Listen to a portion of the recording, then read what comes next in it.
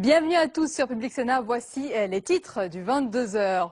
En pleine polémique sur le démantèlement des camps roms, le gouvernement souhaite élargir les motifs d'expulsion en cas de vol répété et, je cite, de mendicité agressive. Certains dans la majorité et au sein même du gouvernement ne cachent plus leur malaise. Nous verrons ce qu'en pense le ministre de la Jeunesse et des Solidarités Actives, Marc-Philippe Daubresse. Il est notre invité ce soir. Après le PS et l'UMP aujourd'hui, c'est une rentrée politique sur les chapeaux de roue. Sécurité, réforme des retraites, budget, remaniement sont au programme de l'exécutif alors que la contestation sociale gronde. Analyse ce soir du contexte politique avec de nombreux invités avec nous. Et puis nous parlerons du réalisateur Alain Corneau. Son décès a suscité une immense émotion dans le milieu du cinéma et une vague d'hommages.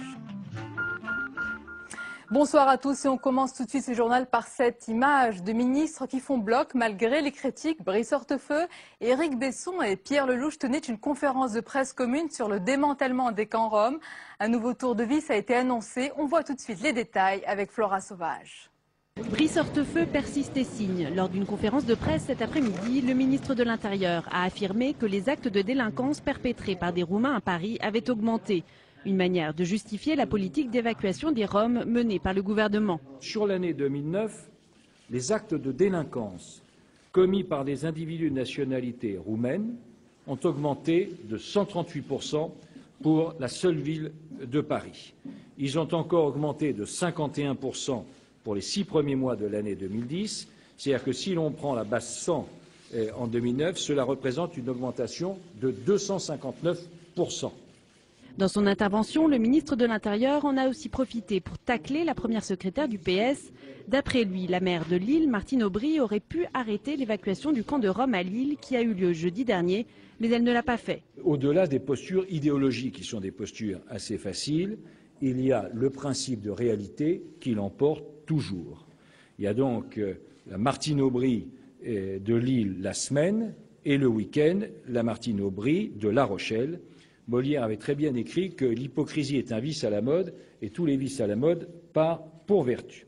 Depuis le 28 juin, 128 campements de Roms ont été évacués d'après le ministère de l'Intérieur et 977 Roms ont été expulsés dans leur pays d'origine.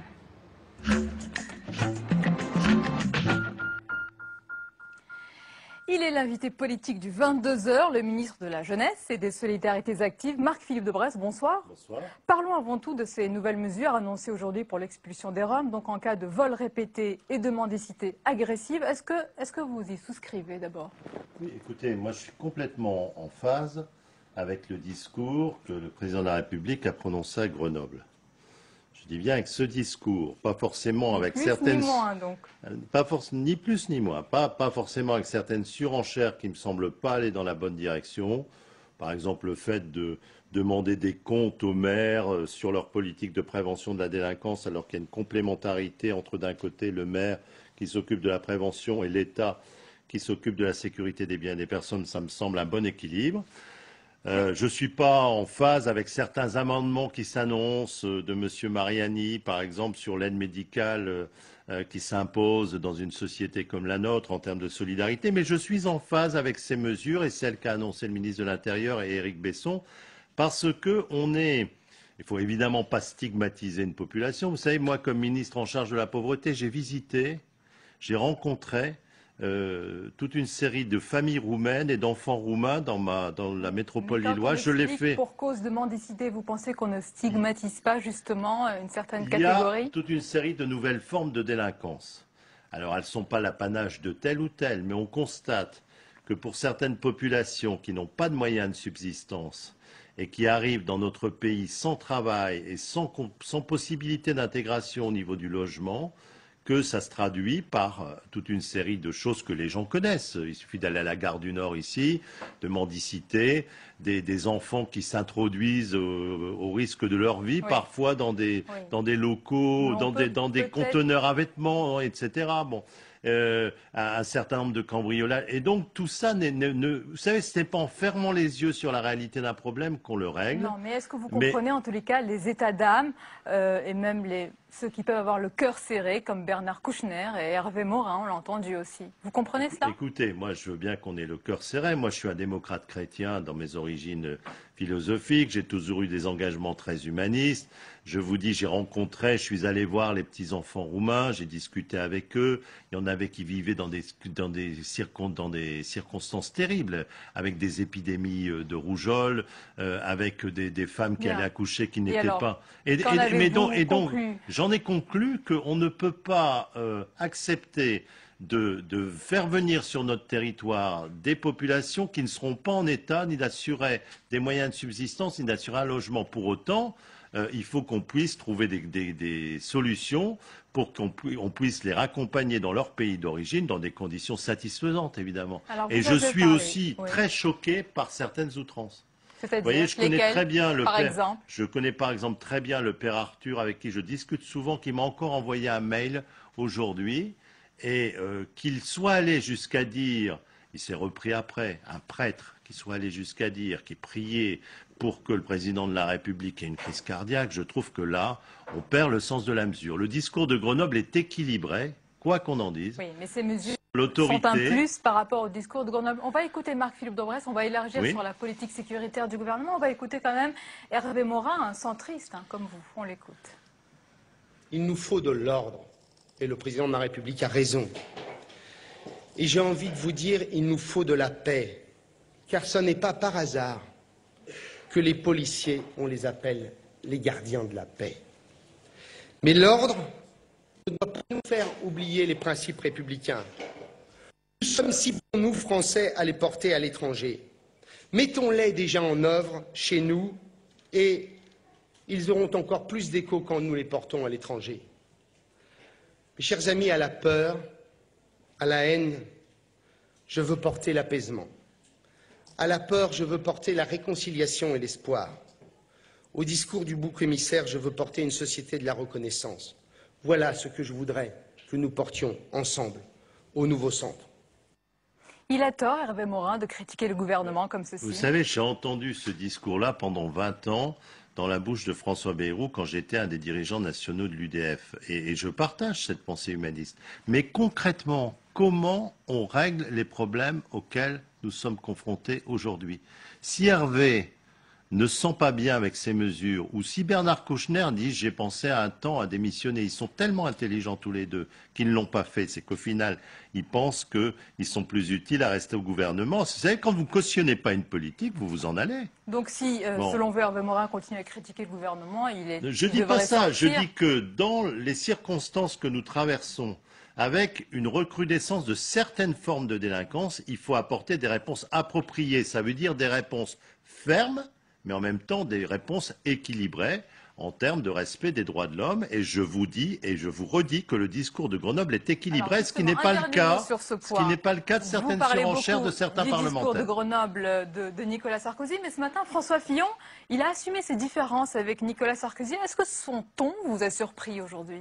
Non, moi je n'ai pas trouvé de différence, j'ai trouvé... il a lui-même dit qu'il assumait ses différences. Oui, mais je trouve, vous savez, vous avez d'un côté un président qui est le capitaine du navire, qui trace le cap et la stratégie, et puis vous avez le chef de l'équipage qui dit comment il met en œuvre les politiques. Je ne l'ai pas entendu dire de choses contradictoires par rapport, je le redis une fois de plus, à ce discours de Grenoble. On va écouter ensemble François Fillon, c'était ce matin. Nous sommes dans une société qui est violente. Et nous sommes dans une société qui est d'autant plus violente qu'il y a dans cette société un brassage d'hommes et de femmes qui ont des origines culturelles différentes, qui n'ont pas les mêmes repères, qui n'ont pas les mêmes traditions. Et notre rôle, c'est d'arriver à faire en sorte que l'ensemble de ces populations s'intègrent. Et elles ne peuvent pas le faire dans un climat de violence.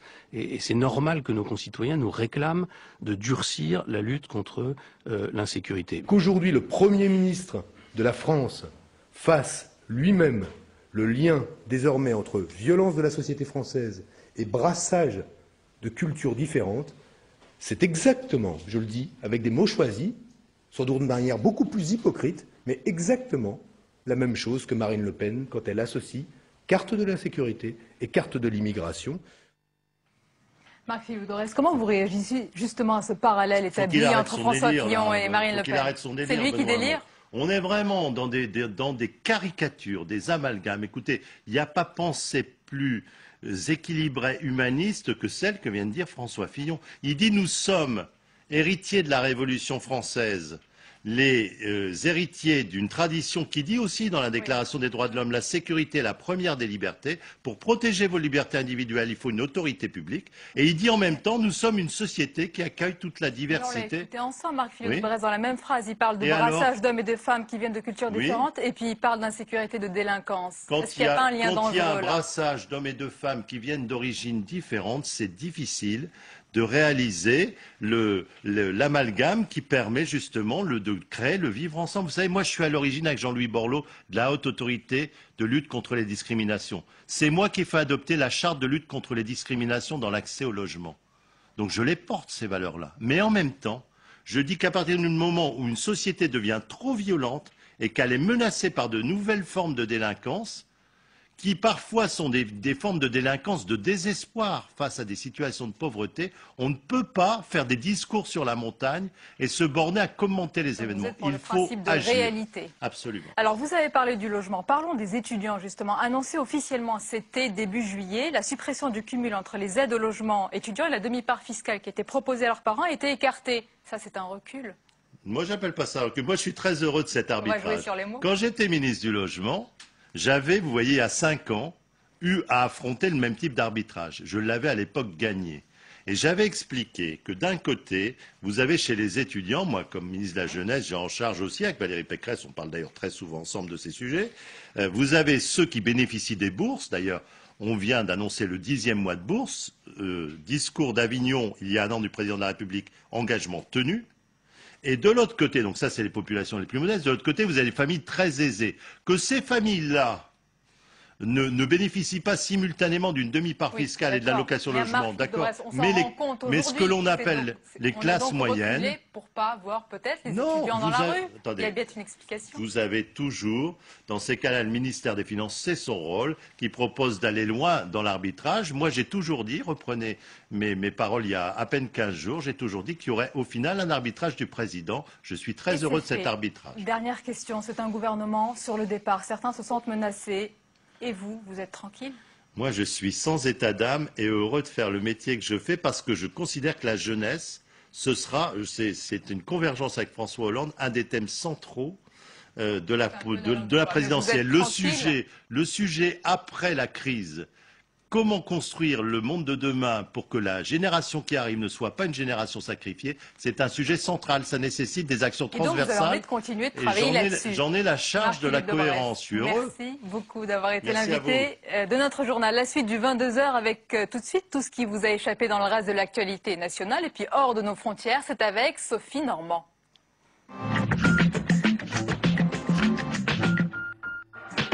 Rencontre entre Nicolas Sarkozy et Hosni Moubarak aujourd'hui à l'Elysée. Le président égyptien faisait étape à Paris avant de rejoindre Washington, où il doit participer à la reprise des négociations de paix directes entre Palestiniens et Israéliens.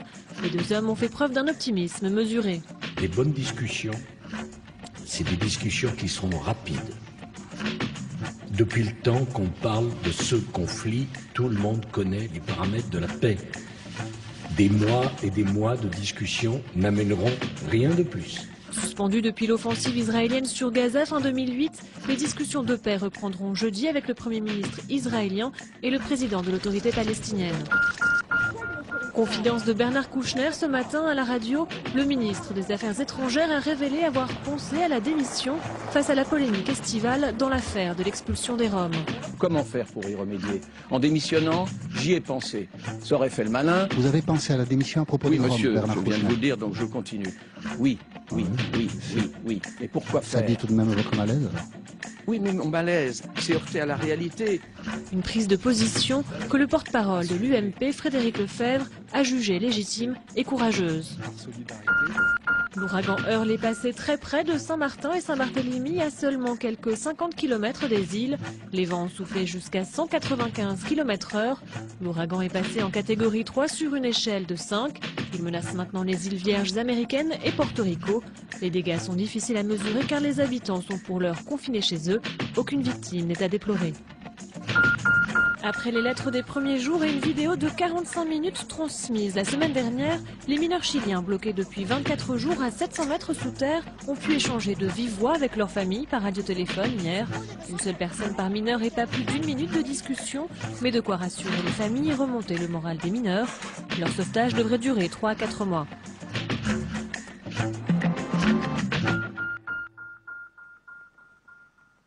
La suite du 22 ans, on va parler dans un instant avec de nombreux invités qui nous ont rejoints du climat politique et puis de cette rentrée, vous l'avez sans doute remarqué sur les chapeaux de roue. Mais d'abord, on va se rendre avec Marie Brémaud à Port-Marly. L'UMP y a tenu aujourd'hui un séminaire de travail sur les valeurs des Français. Tout un programme, ambiance studieuse donc, mais sur fond de sondage en Berne. Rentrée discrète pour les cadres de l'UMP, l'université d'été du parti majoritaire se tient dans les Yvelines. L'occasion d'afficher sa solidarité à l'égard du président en matière de sécurité, quitte à tacler d'autres membres du gouvernement. Ceux qui expriment des réserves ou auraient un avis différent, je les invite à se rappeler que c'est un sujet de priorité des Français et à relire les engagements de campagne du président.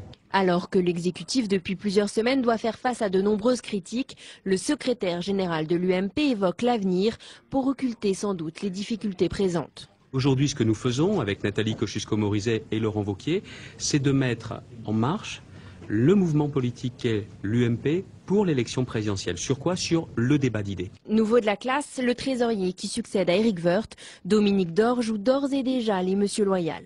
C'est peut-être pas le moment où il y aurait eu le plus de candidats possibles pour prendre cette fonction, mais moi ça me va assez bien, considérant encore une fois que mon travail c'est d'abord de me poser la question de savoir comment je peux, à ma mesure, faciliter, aider, appuyer, plutôt que dénigrer. Tenter d'effacer les stigmates de l'affaire Woerth, mais également de la polémique suscitée par le traitement des Roms, le programme de l'université d'été de l'UMP s'annonce chargé.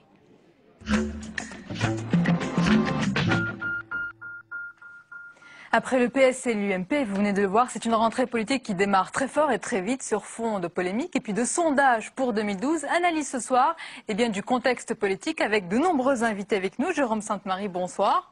Vous êtes président de l'Institut de sondage ISAMA. Également avec nous Guillaume Tabar, bonsoir. Rédacteur en chef du service politique du Figaro. Et puis Elisabeth Chavelet, bonsoir à vous. Rédactrice en chef à Paris Match.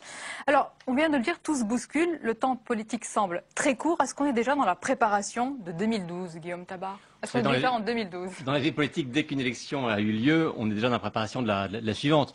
C'est évident qu'avec le quinquennat, maintenant, on est dans un temps politique qui, par définition, est court. Et puis, dès qu'on a passé la mi-temps du quinquennat, et là on y est, on est forcément dans la préparation de la campagne présidentielle, surtout que l'ensemble des partis, à commencer par le PS, ont un calendrier assez long, puisque les primaires vont quand même commencer dans quelques mois maintenant.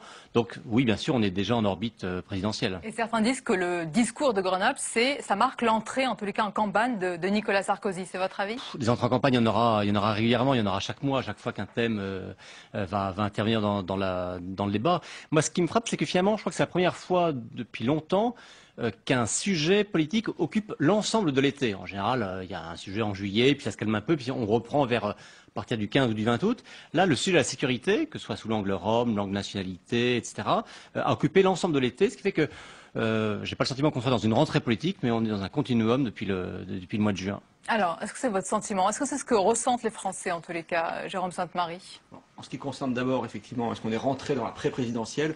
Certainement. Et les sondages, d'ailleurs, ont joué un rôle actif dans cette affaire-là, puisque justement, les quelques sondages qui ont été faits d'intention de vote montrent un certain suspense, ce qui n'existait pas il y a 6 mois, c'est-à-dire que la réélection de Nicolas Sarkozy n'est pas du tout évidente. Et puis, il y a toujours la continuation du suspense au sein même de la gauche sur qui sera finalement le candidat du Parti socialiste. Donc, de ce point de vue-là, je crois que les sondages ont créé quelque chose. Ils ont un rôle parfois qui n'est pas purement, c'est pas une simple photographie inerte.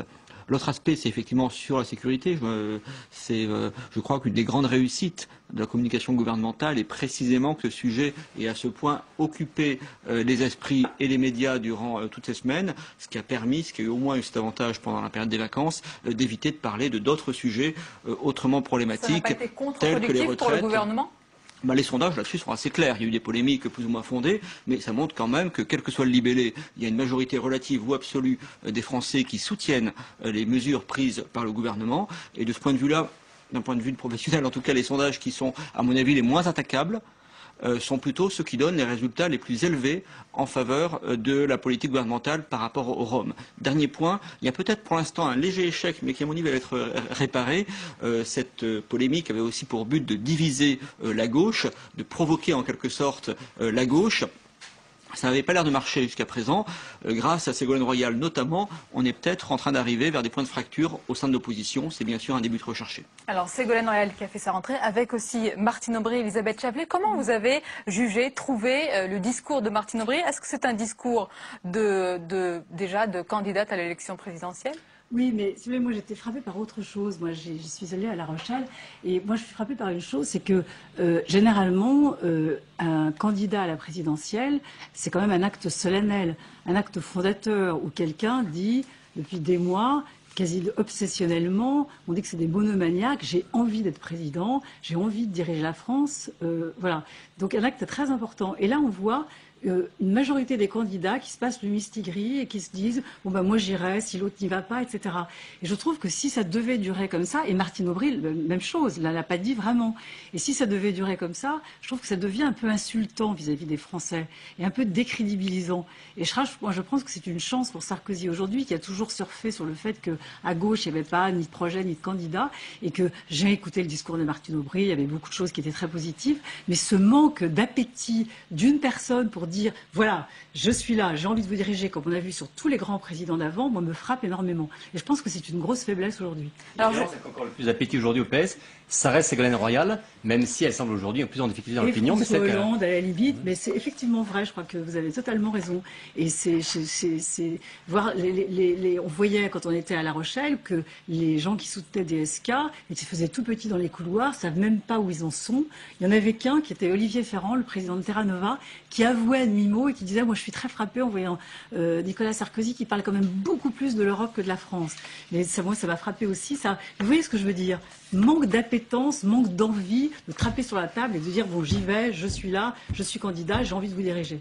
Alors, je vais tous vous faire réagir à un sondage, c'est notre question avec notre partenaire Le Figaro. Université d'été des socialistes, unité de façade ou grand retour? On a posé la question à nos internautes. Eh bien, voici la réponse. Vous allez la voir s'afficher sur votre écran. Unité de façade pour 72% des internautes et grand retour pour 22%.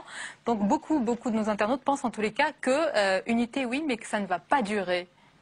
D'une part, je pense qu'il y a je ferai deux réponses à ça. La première, c'est que je veux dire, par définition, je pense que les Français, lorsqu'on parle d'unité en politique, ils n'y croient pas. Bon, les deux mondes vont pas à droite ensemble. comme à gauche, on assiste à des réconciliations spectaculaires, les Sarkozy, c'est les Chiraciens, etc. Bon, chacun sait bien que ce sont des postures d'un moment et que ceux qui sont unis un jour vont se diviser le lendemain.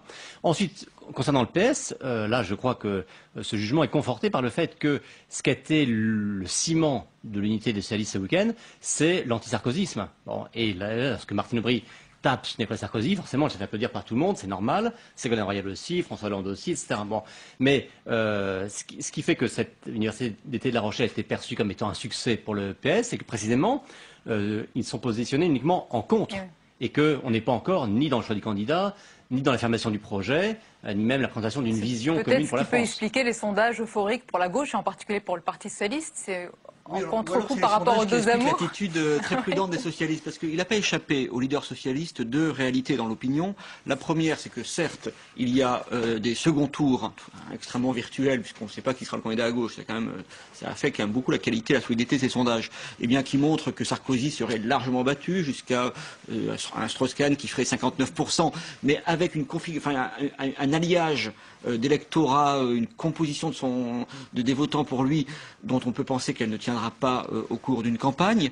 Et surtout, et ça c'est la grande différence par rapport à l'élection précédente, et notamment au débat au sein du Parti socialiste, où Ségolène Royal était réellement portée par l'opinion, où les choses étaient tranchées par l'opinion, c'est que les premiers tours qui sont publiés actuellement, et même ceux qui ne sont pas publiés d'ailleurs, montrent que les différents candidats socialistes rassemblent très peu de monde au premier tour. Le mieux actuellement, c'est 25% pour Strauss-Kahn, ça tombe jusqu'à 16% je crois pour Ségolène Royal. Ça n'a rien à voir avec les chiffres qu'on observait en 2006. En mars, avril, mai 2006, on avait jusqu'à 33% au premier tour pour Ségolène Royal. Donc là, effectivement, le Parti socialiste avait un candidat qui s'imposait naturellement, qui écrasait les autres. Là, forcément, ils sont très prudents.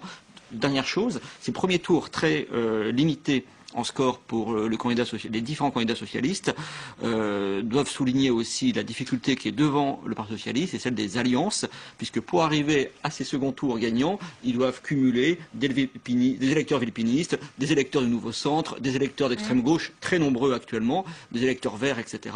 La partie est vraiment très ouverte. Alors, on a beaucoup parlé des visages qu'on a beaucoup vus cet été. Il y en a un qu'on avait moins l'habitude de voir et qui s'est imposé quand même cet été et qui va probablement s'imposer aussi dans la course à la présidentielle, c'est Eva Joly. J'aimerais bien faire un tour de table pour savoir comment vous avez perçu aujourd'hui sa montée, sa sortie. Moi, ça vous inspire moins que le reste. Moi, je reste sceptique sur le choix d'Eva Joly. D'abord, elle n'est pas encore désignée. Et chez les Verts, on a déjà vu, je crois que c'était en 2002, le choix d'un candidat, Alain Lipietz, et puis adoubé par les militants Verts. Et puis ensuite, c'est Noël Mamère qui a pris la suite. Donc avec les Verts, soyons patients. Ensuite, Eva Joly n'incarne pas l'histoire de la sensibilité écologique en France. C'est quelqu'un, elle a commencé, elle a failli faire un pas de deux avec François Bayrou, finalement elle a plutôt choisi d'aller avec Cohn-Bendit. Bon, donc je ne suis pas sûr qu'elle incarne ce courant qui est fort en France, on l'a vu au moment des européennes. Les Verts, la sensibilité écologique, c'est quelque chose d'important et je suis pas sûr qu'elle ne... Vous avez les mêmes réserves, Elisabeth Chappet? Moi, ce qui me frappe surtout, c'est quand même, je suis une femme, donc c'est difficile de le dire, mais c'est cette montée quand même des femmes en politique. Aujourd'hui, on a deux candidates très plausibles. Eva Joly, elle a un timbre, elle a une voix, elle a une personnalité qui dérange certains, mais moi je trouve assez légitime. Voilà. Le mot de la fin, Jérôme Sainte-Marie? Oui, Eva Joly est une candidate qui a vraiment pas mal de chances de faire un bon score. Déjà, dans les sondages, elle fait bien mieux que les autres candidats socialistes, les autres candidats écologistes, possible. Et par ailleurs, le fait qu'elle soit pas quelqu'un d'une sensibilité verte particulière est plutôt un atout. Finalement, les écologistes font des bons scores quand ils dépassent les 3-4% d'électeurs réellement motivés par l'environnement pour aller vers des sujets sociétaux, pour aller vers une espèce de supplément d'âme dans la société française. Merci beaucoup, messieurs, dames. On aura l'occasion avec cette année et puis l'autre année qui arrive de reparler évidemment de ce climat politique et de cette rentrée très chargée. Merci à vous. Et la dernière page de ce journal à présent, elle est consacrée au réalisateur Alain Corneau. Son décès à l'âge de 67 ans a provoqué une vague d'émotions. Bertrand Tavernier a rendu hommage, je cite, à un cinéphile pointu, curieux de tout et qui en savait autant en musique, en littérature qu'en cinéma. L'acteur Gérard Depardieu parle, lui, d'un homme qui aimait le cinéma et qui l'a servi. Je vous propose de regarder un extrait d'un débat avec Alain Corneau qui était venu sur notre plateau pour évoquer à l'époque la loi Hadopi. On regarde ensemble. On n'est pas manipulé, on n'est pas les idiots. On se bat pour notre métier depuis des années. C'est pas par hasard qu'on a gardé la production en France, ce qui n'est pas le cas en Europe, 200 films par an.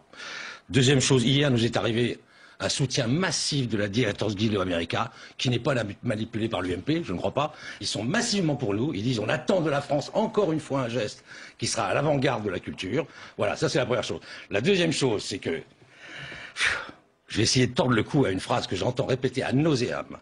On se battrait soit pour les majors, ce qui est faux, en France ce ne sont que des PME. Deuxièmement, on se battrait pour avoir plus de droits d'auteur. C'est totalement faux. Le cinéma en France est financé par la chronologie des médias. Si vous la cassez, c'est une construction fragile. À ce moment-là, si vous avez des films qui sont gratuits immédiatement, pourquoi les chaînes produiraient? Pourquoi Canal+ produirait? Pourquoi il y aurait des DVD? Tout s'écroule. Voilà, hommage unanime à Alain Corneau. Et avant de refermer cette édition, je vous rappelle, le principal titre ce soir, il concerne la volonté du gouvernement d'élargir les motifs d'expulsion en cas de vol répété, je cite, de mendicité agressive. Merci de nous avoir suivis ce soir pour cette rentrée. Restez avec nous tout de suite et comme chaque lundi, c'est un documentaire sur Public Sénat intitulé ce soir l'affaire Farwell, nom de code de l'espion taupe soviétique qui a livré, vous le savez, de précieuses informations au monde occidental. Regardez et très belle soirée à vous.